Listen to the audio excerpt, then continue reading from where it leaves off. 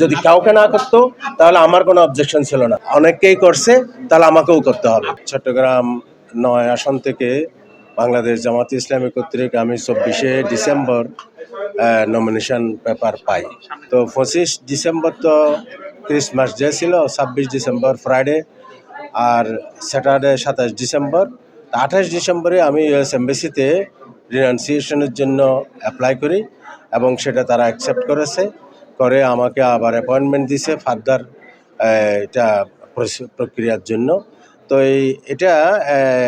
এটা তো সময় লাগে ২ থেকে ৬ মাস, মানে CLN certificate of loss of nationality issue করতে। তো ইন দি মিন টাইম আমি যেহেতু ২৯ তারিখ আমি নমিনেশন পেপার সাবমিট করছি, তো তারা চট্টগ্রাম ওই যে বিভাগীয় কমিশনার অফিস থেকে ৪ তারিখ বাছাইয়ের সময় আমার এটা নামঞ্জুর করা হয়।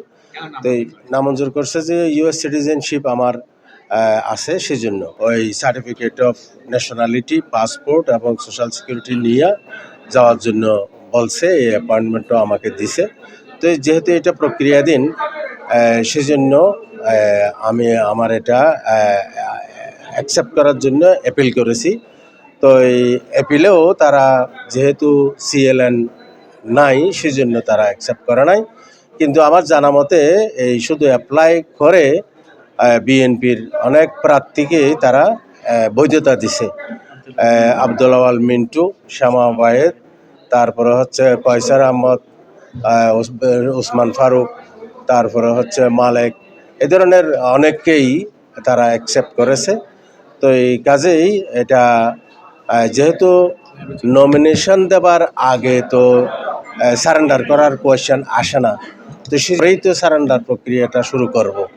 তো কাজেই এটা আমারটা লিগ্যাল ওয়েতেই আমরা আছি এবং আমি যে ইন্টেনশন এটা অ্যাপ্লিকেশান দিছি এবং আমাকে এটা অ্যাকসেপ্ট করে আমাকে পেপার সাবমিট করার জন্য তারা যে দিছে, সেটা প্রসেসিংয়ের মধ্যেই আছে। এটা অ্যাকসেপ্ট করা উচিত ছিল। যেটা অ্যাপ্লিকেশান দিছি সেটা অ্যাকসেপ্টেড এবং আমাকে যে অ্যাপয়েন্টমেন্ট দিছে সেটাও দেখাইছি। কিন্তু সিএলএন আসছে, তো সেটা তো সময় লাগে। তো সিএলএন এখানে অনেকেরই সিএলএন নাই, কাউকে আপনি অ্যাকসেপ্ট করবেন, কাউকে করবেন না, তাহলে এটা তো লেভেল প্লেয়িং ফিল্ড হলো না, জাস্টিস ফর সবার জন্য সেম হলো না। এটা মানে এই জন্যই আমাদের প্রতিবাদ।